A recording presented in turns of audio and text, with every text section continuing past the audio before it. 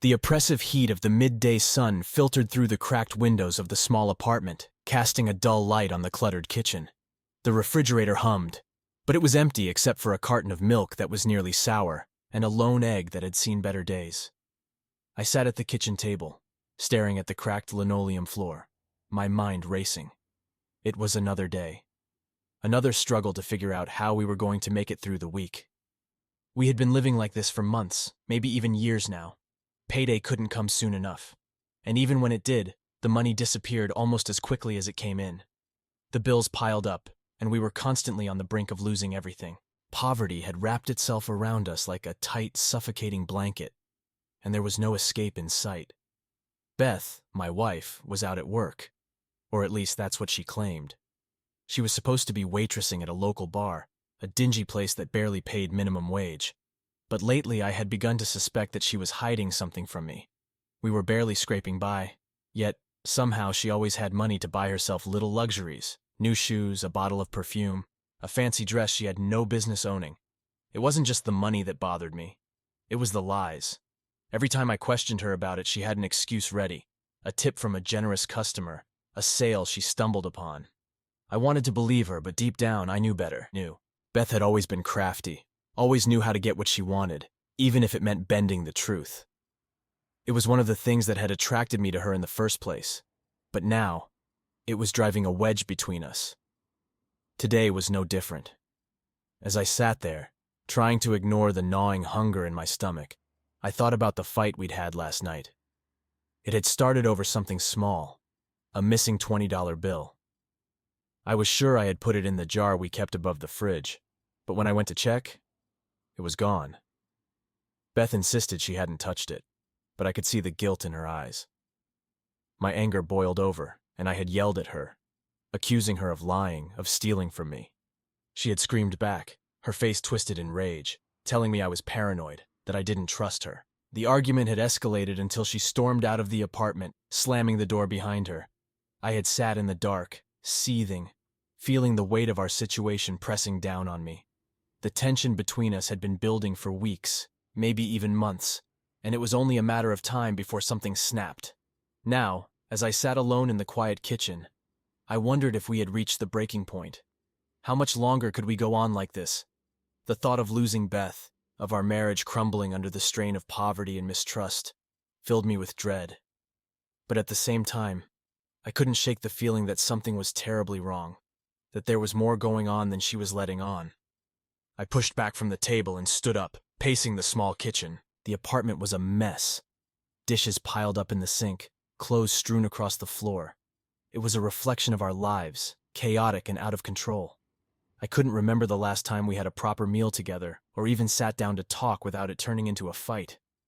I needed to clear my head, to get out of this suffocating space. Grabbing my coat, I left the apartment, not sure where I was going, but knowing I couldn't stay there any longer. The city streets were busy, people going about their lives, unaware of the turmoil inside me. I walked aimlessly, my thoughts racing, replaying the events of the past few weeks over and over in my mind. I ended up at the bar where Beth worked, a rundown place with peeling paint and a flickering neon sign. I pushed open the door and stepped inside, the smell of stale beer and cigarette smoke hitting me like a wall.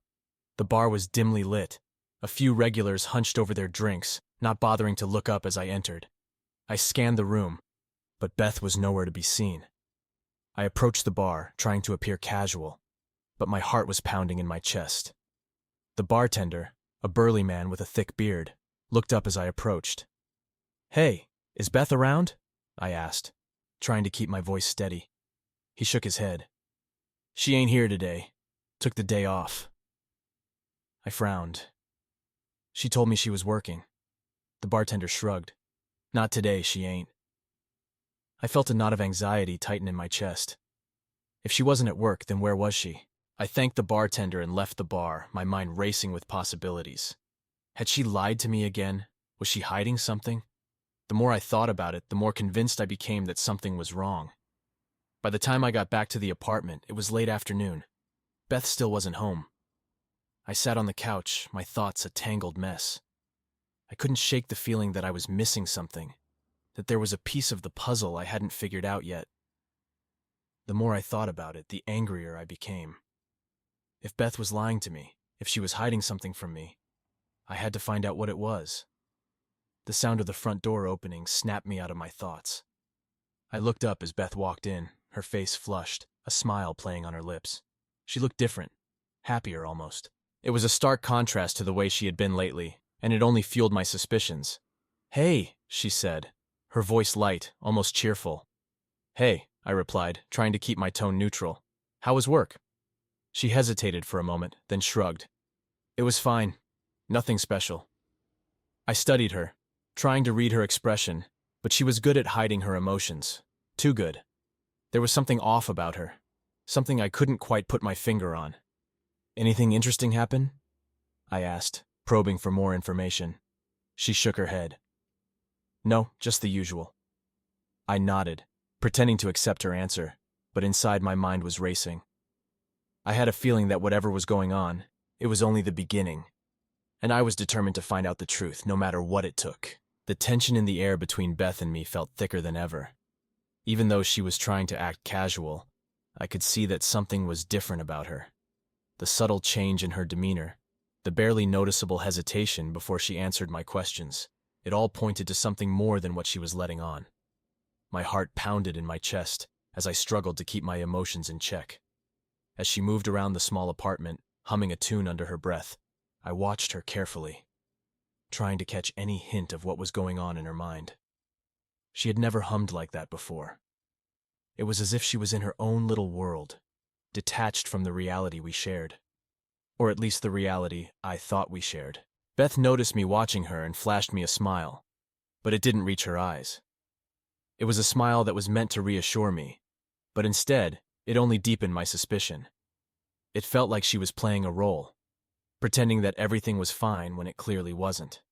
I forced myself to smile back, but inside, I was boiling with frustration and fear. The fear that I was losing her to something, or worse, someone. The fear that whatever this was, it was going to destroy what little we had left. But most of all, I was afraid of what I might discover if I dug too deep.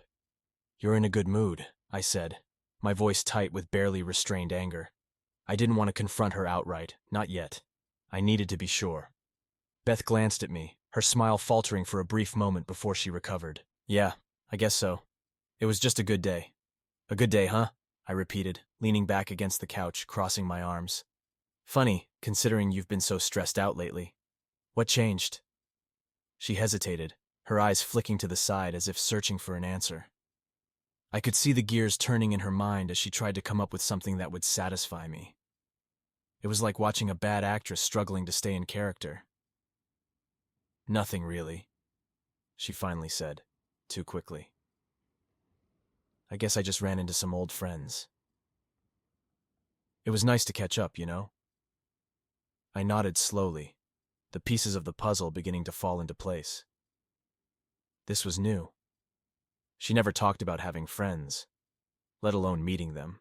In fact, I distinctly remembered her saying once that she didn't keep in touch with anyone from her past because of how they had treated her. So why the sudden change? What was she hiding?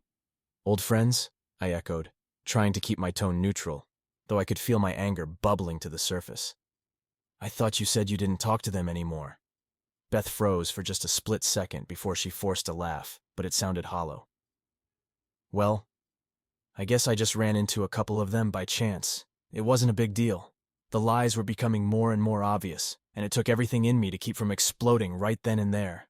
I clenched my fists, the nails digging into my palms, trying to calm the storm inside me. "Really?" I said, my voice dropping to a low, dangerous tone.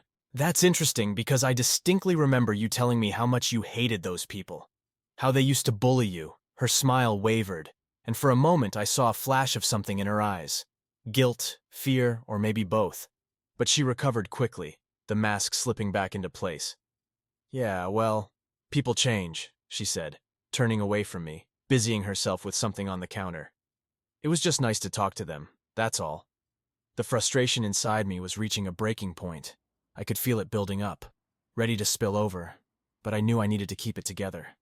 I needed to wait for the right moment, to catch her in the lie with no way out. "Beth?" I called, my voice firmer now. She paused, her back still turned to me. "What?"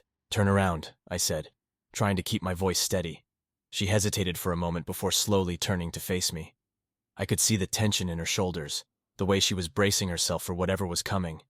The sight of her standing there, looking so vulnerable and yet so deceitful, twisted my heart in ways I hadn't expected. This was the woman I loved, the woman I had shared everything with.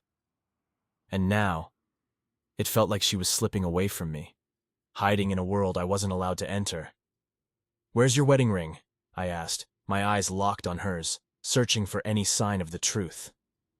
Her hand instinctively went to her left finger, and when she realized it was bare, her eyes widened in shock, but only for a second. Then she quickly dropped her hand and gave me a weak smile, as if trying to downplay the whole thing. "Oh, I must have taken it off when I was washing dishes earlier," she said, her voice light, but I could hear the tremor in it. "I probably left it by the sink." I stared at her, my heart pounding in my chest. I wanted to believe her, but every instinct in my body was screaming that she was lying. The ring wasn't just a piece of jewelry. It was a symbol of our commitment to each other. And the fact that she had taken it off, whether intentionally or not, felt like a betrayal. "You never take it off," I said, my voice barely more than a whisper. "Not even when you're doing the dishes." She opened her mouth to say something, but then closed it again, as if realizing there was no good explanation. The silence between us grew heavy, thick with unspoken accusations and buried truths. Finally, she let out a shaky breath and turned back to the counter, her movements stiff and mechanical. "I'll find it later," she muttered, but I could tell she was just trying to avoid the conversation. I sat there, feeling the anger and hurt churning inside me like a storm. I wanted to grab her, shake her, force her to tell me what was really going on. But instead, I just sat there, watching her, feeling the distance between us grow wider with every passing second. That night, as we lay in bed, the silence between us was deafening. I could feel her beside me, but it was like she was a million miles away. I stared up at the ceiling, my mind racing, trying to make sense of everything. The lies, the missing money, the sudden change in her behavior, it all pointed to something bigger, something that I wasn't sure I was ready to face. At some point during the night, Beth shifted in her sleep, turning towards me. Her hand brushed against mine, and I glanced over at her. She looked so peaceful, so innocent, but all I could see was the empty space where her wedding ring should have been. The next morning, I woke up exhausted, the weight of my suspicions pressing down on me like a heavy blanket. I hadn't slept much, my mind too preoccupied with the possibilities of what was going on. Beth was already up, moving around the apartment with an energy that seemed almost unnatural. "You're up early," I commented, trying to gauge her reaction. She smiled at me, but there was something off about it. "Yeah, I just have a lot to do today." I nodded, watching her closely. There it was again, that strange, detached behavior. She was acting like everything was fine, but I knew better. I could see the cracks forming in her facade, and it scared me to think about what might be lurking underneath. As she left for work, an hour later than usual, I couldn't shake the feeling that something was terribly wrong. The way she had been acting, the lies she had been telling, it was all adding up to something I didn't want to admit. After she was gone, I sat at the kitchen table, my mind racing. I needed to figure this out, to find out what she was hiding. But how? I couldn't just confront her without proof. She was too good at talking her way out of things. No, I needed to be smarter than that. I needed to gather evidence, to catch her in a lie she couldn't escape from. I decided to start by going to her workplace. Maybe I could talk to someone there, find out if she was really working the hours she claimed. If she wasn't, then that would be my first clue. I grabbed my jacket and headed out the door, my heart pounding with a mix of fear and determination. When I arrived at the bar, the place was quiet, with only a few patrons scattered around. I walked up to the bar and asked the bartender about Beth. He frowned, shaking his head. "She's not working here anymore. She quit a couple of days ago." The words hit me like a punch to the gut. "Quit? Are you sure?" "Yeah," she handed in her resignation. "Said she found something better," the bartender replied, shrugging. I stood there, my mind reeling. She had lied to me again. All those mornings when she said she was going to work, she had been doing something else, something she didn't want me to know about. The fear in my chest tightened, turning into something darker, something more dangerous. As I walked back to the apartment, the anger inside me grew. How could she do this to me? How could she lie to my face day after day and expect me to believe her? My hands clenched into fists as I imagined all the possibilities. Was she seeing someone else? Was she involved in something illegal? By the time I got home, I was seething. The apartment felt empty, cold, and the silence was deafening. I paced back and forth, my mind racing with dark thoughts. I wanted to confront her, to demand answers, but I knew I had to wait. I needed to be calm, to think this through. That evening, when Beth finally came home, she was in high spirits, humming to herself as she walked through the door. She didn't notice the way I was watching her, the way my eyes were searching for any sign of guilt or deception. It was like she was living in a completely different reality, one where everything was fine, where she could lie to me and I would just accept it. But I couldn't. I wouldn't. I decided then and there that I needed to get to the bottom of this, no matter what it took. The lies had to stop, and I was going to make sure of it. I just had to figure out how. The days dragged on, each one blending into the next. Beth and I had become strangers living under the same roof. Every interaction was filled with forced smiles and half-hearted conversations. We were barely holding on, and the thread that connected us was fraying faster than I could repair it. That evening, as she prepared to go out again, I watched her closely. She stood in front of the mirror, carefully applying her makeup, but I could see the tremor in her hands. She wasn't the same woman I married. Or maybe she was. And I just didn't know her as well as I thought I did. "You're heading out again?" I asked, trying to sound casual, even though my heart pounded in my chest. Beth glanced at me through the mirror, her expression guarded. "Yeah, just meeting up with the same friends." Friends. The word echoed in my mind, hollow and meaningless. I had never met these so-called friends. In fact, she hadn't mentioned them until a few weeks ago. The sudden appearances of these people, the late nights, the secrets, everything screamed that something was wrong. I walked closer, leaning against the doorframe. "You know, you never talk about them. Who are they?" She hesitated, the mascara wand hovering in the air. "Just some old friends from school," she said lightly, but there was an edge to her voice that made my skin crawl. "Old friends?" I repeated, trying to keep my tone neutral. "I thought you said you didn't keep in touch with anyone from back then." She froze, and for a split second I saw it. Panic. But she quickly recovered, offering me a strained smile. "Yeah, well, things change. People change. People change." The words hung in the air between us, heavy with unspoken meaning. She was right. People did change. And Beth had changed in ways I didn't recognize, in ways that scared me. I wanted to ask her more, to dig deeper, but I could feel the walls she'd built between us growing higher. She wouldn't tell me anything unless I forced her, and even then, I wasn't sure I'd get the truth. So I let it go, but the knot in my stomach tightened. "Okay," I said quietly. "Have a good time." Beth nodded a little too quickly and grabbed her purse. She hesitated for a moment, as if she wanted to say something, but then she just muttered, "I'll be back late. Don't wait up." And with that, she was gone. I stood there in the silence of our empty apartment, feeling a wave of emotions crash over me. The fear, the doubt, the anger. They were all there, swirling together into a storm I couldn't control. I knew I couldn't keep living like this, pretending that everything was fine when it clearly wasn't. So I made a decision. I grabbed my coat and left the apartment, determined to find out what was really going on. I couldn't keep living in the dark, drowning in my own suspicions. I needed answers, no matter how painful they might be. Beth had a head start, but I knew the direction she usually went. I followed her through the city, keeping a safe distance, my heart pounding with every step. She didn't notice me. She was too focused on whatever destination she had in mind. As we moved deeper into the city, I began to recognize the area. It wasn't the kind of place where you met friends for coffee or drinks. It was the kind of place where people went when they didn't want to be found.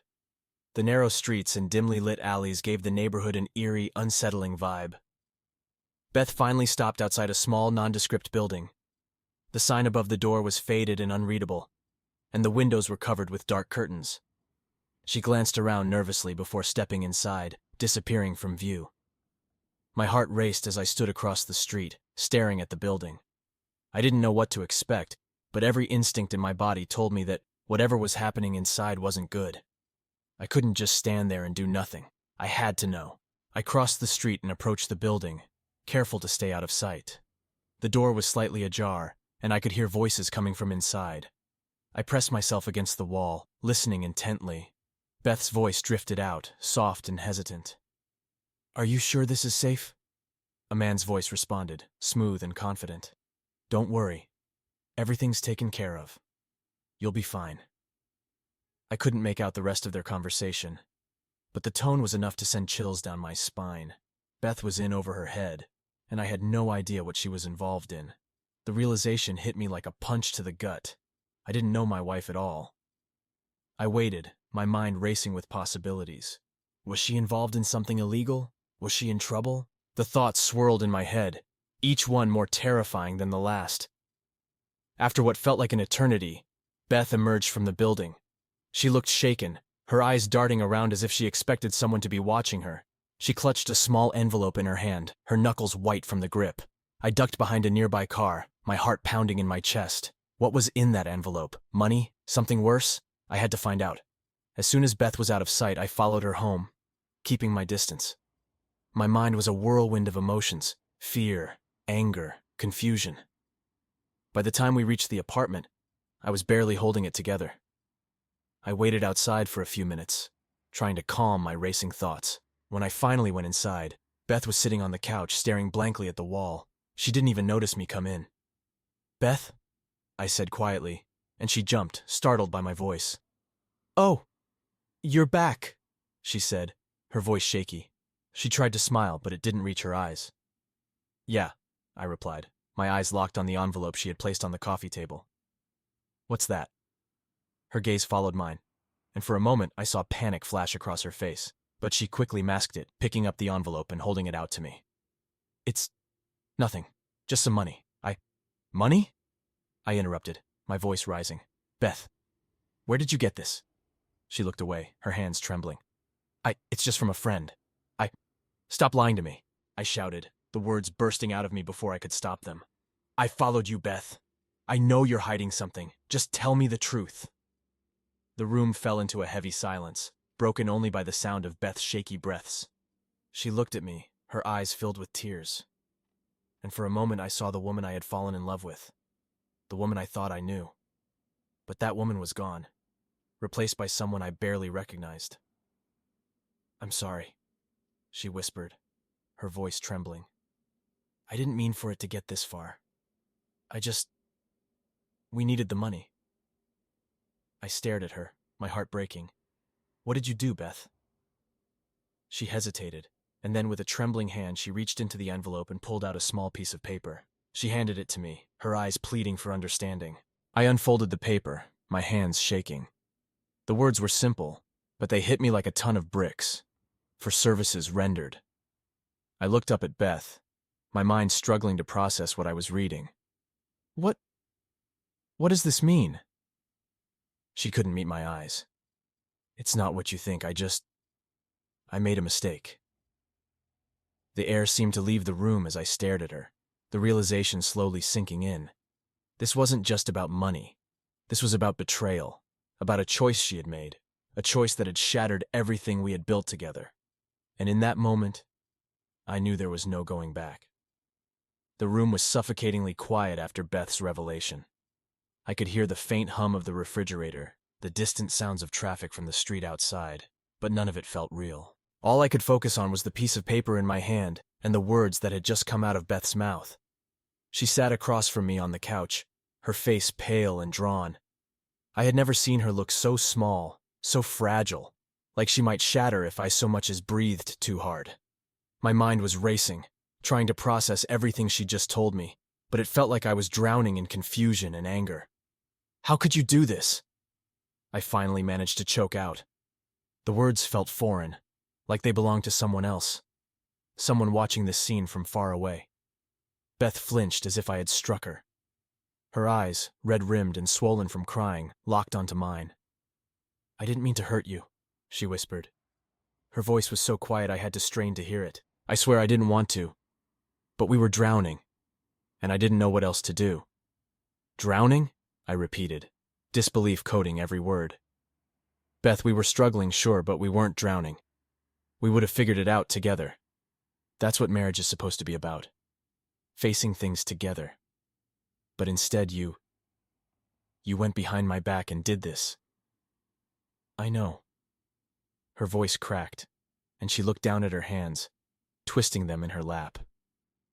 I know I should have come to you, but I was so scared and ashamed. I didn't want you to see me as a failure. A failure? I stood up abruptly, the anger rising in my chest like a tidal wave. You think this... I gestured wildly with the paper in my hand. This is better than whatever you were afraid of? You think I'd see you as more of a failure for not bringing in enough money than I do now, knowing you did this? She didn't answer. The silence that followed was heavy, thick with all the things neither of us knew how to say. I paced the room, trying to make sense of it, but nothing fit. Nothing made any damn sense. What about us? I asked, my voice trembling. What about our marriage? Did that mean anything to you? Her head snapped up, and for the first time since this conversation started, I saw something fierce in her eyes. Of course it did. Of course it means something to me. She stood up too, her hands shaking as she reached out, then hesitated. I did this because I thought it was the only way to save us. Save us? I laughed, a harsh, bitter sound. You've destroyed us, Beth. Don't you get that? There's no saving us after this. She recoiled as if I'd slapped her, and the fire in her eyes dimmed, replaced by a look of sheer despair. I didn't want to lose you, she said, her voice barely more than a whisper. I thought if I could just make enough money, we'd be okay. We'd be able to breathe again. I could be the wife you deserve. I stared at her, the woman I had loved, the woman I had married, and I barely recognized her. How had we come to this? How had things gotten so twisted and dark that she thought this was the answer? I took a deep breath, trying to steady myself, but my hands were still shaking.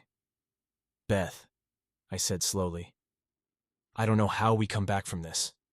I don't know if we can. Her face crumpled, and tears welled up in her eyes again. Please, don't say that. I'll do anything to fix this, anything to make it right. But I could already feel the distance between us widening, like a chasm I couldn't cross.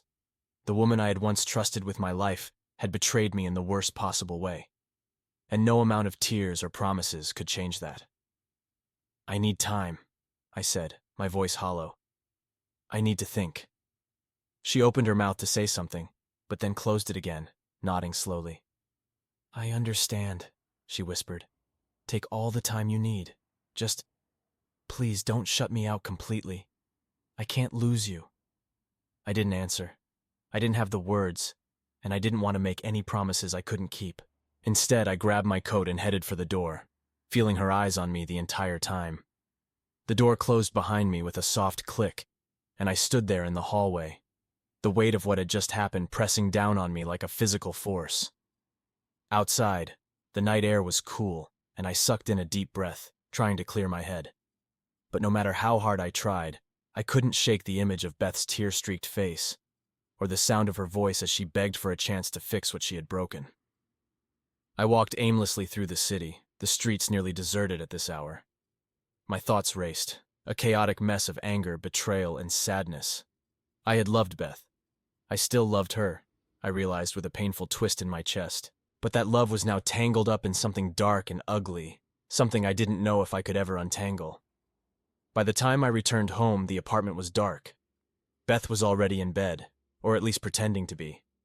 I stood in the doorway of our bedroom, watching her small form curled up under the covers, and I felt a pang of something deep and aching in my chest.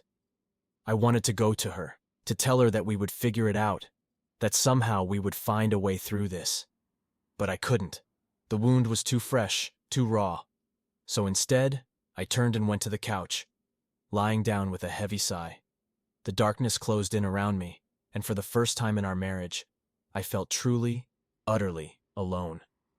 The days leading up to the inevitable were filled with a numbness I couldn't quite shake. We were both on autopilot, going through the motions as if we were still a couple, still trying to hold it together. But there was nothing to hold on to anymore, and we both knew it. One morning, I woke up on the couch again. My back ached, and there was a stiffness in my neck that made me wince as I sat up. The light filtering through the blinds was dull and gray, fitting, really, for how I felt. I could hear Beth in the kitchen, moving around quietly, like she was afraid to make too much noise. It was strange how we'd become these careful, quiet versions of ourselves, each of us tiptoeing around the other, trying not to break what was already shattered. I got up, my joints protesting, and walked to the kitchen. Beth was by the counter, her hands wrapped around a steaming mug. She looked smaller somehow, like she'd shrunk under the weight of everything. There was a time when I would have gone to her, wrapped my arms around her, and tried to make everything better. But that time felt like a lifetime ago. "Morning," I said, my voice rougher than I intended. She turned slightly, offering a weak smile. "Morning." It was such a simple exchange, but it felt loaded, like we were standing on the edge of a cliff and one wrong move would send us both over the edge. I grabbed a mug from the cabinet and poured myself some coffee, more out of habit than anything else. The silence between us was thick, and I could feel the tension hanging in the air. Finally, I couldn't take it anymore.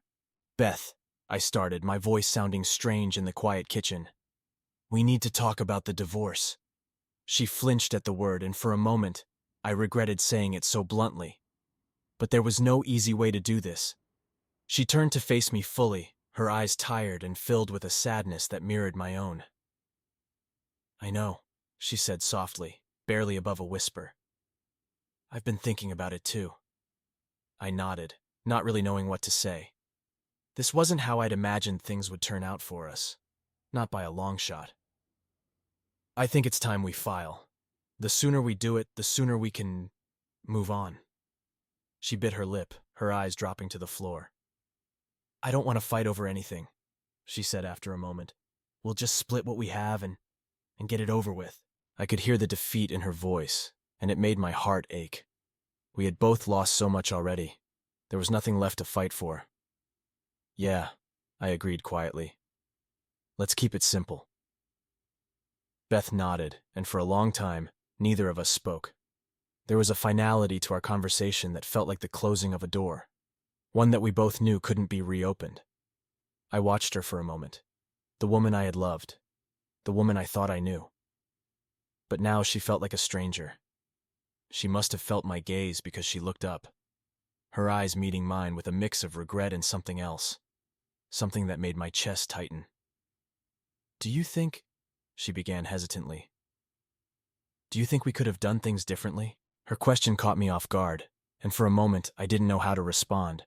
I wanted to say yes, that we could have made better choices, that we could have saved what we had, but that felt like a lie. We had both made mistakes, and those mistakes had led us here. "I don't know," I said honestly, my voice soft. "Maybe. But we can't change what's happened." She nodded, her shoulders slumping slightly, as if my words had taken the last bit of fight out of her. "I'm sorry," she whispered, her voice trembling. "For everything." I looked at her, feeling a pang of sadness deep in my chest. I wanted to tell her that it was okay, that I forgave her, but I couldn't. Not yet. "Me too," I said instead, the words feeling heavy in my mouth. The next few days passed in a blur. We filed the papers, a process that was surprisingly quick and cold. It felt surreal, standing in that sterile courthouse, signing away the life we had built together. There was no going back after that, and the finality of it all hit me like a punch to the gut. When it was done, we stood outside the courthouse, neither of us knowing what to say. The sky was overcast, the air thick with the promise of rain. Beth looked up at me, her eyes filled with tears, and I could see how much this was hurting her. But there was nothing I could do to take that pain away. "I hope you find happiness," she said, her voice barely more than a whisper. "I really do." I swallowed hard, trying to keep my own emotions in check. "You too," I replied, my voice thick with everything I couldn't say. We stood there for a moment. Two people who had once shared everything, now reduced to awkward strangers. Then Beth gave me a sad smile, one that broke my heart all over again, and turned to walk away. I watched her go, feeling like a part of me was being ripped away, As she disappeared into the crowd, I realized that this was really it. The end. The life we had shared was over, and all that was left was the painful task of figuring out how to move forward. I felt empty, like a hollow shell of the person I used to be. I turned and walked in the opposite direction, each step feeling heavier than the last. The future loomed before me, uncertain and daunting, but I knew I had to keep going, one step at a time, even if I had no idea where I was headed. When I got back to the apartment, the emptiness was overwhelming. The silence was deafening, and I couldn't escape the feeling that I was completely and utterly alone. I sank down onto the couch, staring at the wall, trying to make sense of everything that had happened, but there was no making sense of it. There was only the slow, painful process of coming to terms with the fact that the life I had known was gone, and I didn't know how to start over. All I knew was that I had to try. The morning light filtered weakly through the blinds, casting long shadows across the room. I hadn't slept much, just laid there on the couch, staring at the ceiling, thinking about everything that had gone wrong. I could hear Beth in the bedroom, moving around quietly. It felt like the calm before the storm, and I knew it was only a matter of time before it all came crashing down. I finally dragged myself off the couch and walked to the kitchen, not really knowing what I was doing, just needing to move. The coffee machine was already on, its soft hum the only sound in the otherwise silent apartment. I poured myself a cup, though I had no appetite for it. Everything felt heavy, wrong, like I was standing on the edge of something I couldn't come back from. Beth came out of the bedroom a few minutes later, carrying a suitcase. She hesitated when she saw me, her eyes locking onto mine for a moment before she looked away. The distance between us was palpable, a chasm that had grown too wide to cross. "You're really going then?" I asked, my voice coming out rougher than I intended. I didn't mean for it to sound like an accusation, but that's exactly what it was. She sighed, setting the suitcase down by the door. "What choice do we have?" she replied, her tone flat, almost resigned. "This isn't working. We both know that." The words hung between us, heavy and final. I set my mug down on the counter, suddenly feeling too restless to stand still. "So that's it? You're just walking away?" "What do you want me to do, Chris?" she snapped, the frustration bubbling to the surface. "Stay here and pretend like we haven't been tearing each other apart for months? I can't do it anymore. I'm done." "Done?" The word hit me like a punch to the gut. "You're just done?" She ran a hand through her hair, her eyes flashing with anger. "Yes, I'm done. I can't keep doing this back and forth, this constant fighting. It's like we're stuck in this never-ending loop of making up and breaking down, and I'm exhausted." "And you think leaving is going to fix everything?" I shot back, the bitterness in my voice clear. "You think walking away is going to magically make all this shit go away?" "No, I don't!" she yelled, her voice cracking. "But I can't stay here and pretend like there's anything left to save. We've tried, Chris. We've tried, and it's not working." "Because you gave up," I accused, taking a step closer. "You checked out, Beth. You stopped trying, and now you're just running away." Her face twisted with hurt, but she didn't back down. "Don't you dare put this all on me. You shut down. You pushed me away every time I tried to talk, every time I tried to reach you. What was I supposed to do?" "Talk to me!" I shouted, the anger boiling over. "Instead of shutting me out, instead of lying to my face." "God, Beth, I don't even know who you are anymore." She flinched, and I could see the tears welling up in her eyes, but she blinked them away, refusing to let them fall. "I'm the same person I've always been," she said quietly, but there was a tremor in her voice. "You just stopped seeing me. You stopped caring." "That's bullshit," I snapped. "You were the one who changed. You started hiding things, keeping secrets. And now you want to blame me for it?" She shook her head, tears finally spilling over. "I didn't want it to be like this," she whispered, her voice breaking. "But you made it impossible. You stopped letting me in, and I felt so alone. Alone." The word stung more than I wanted to admit. "You were never alone, Beth. I was here. I've always been here." She let out a bitter laugh, wiping her eyes with the back of her hand. "You were here, but you weren't really here. You shut me out, Chris. You made me feel like I was just in the way." "That's not fair," I said, my voice shaking with emotion. "I've been trying. Maybe not perfectly. Maybe not in the way you wanted, but I've been trying."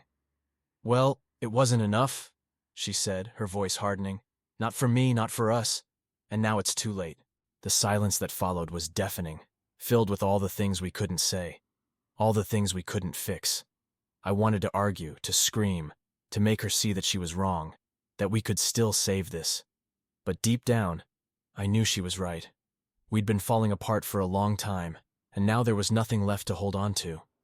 Beth looked at me, her eyes filled with tears and regret. "I'm leaving, Chris," she said, her voice barely more than a whisper. "I don't want to fight anymore. I need to go."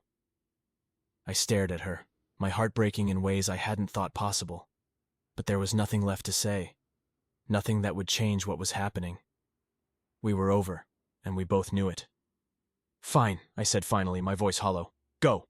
She nodded, her face crumpling as she grabbed her suitcase and walked to the door.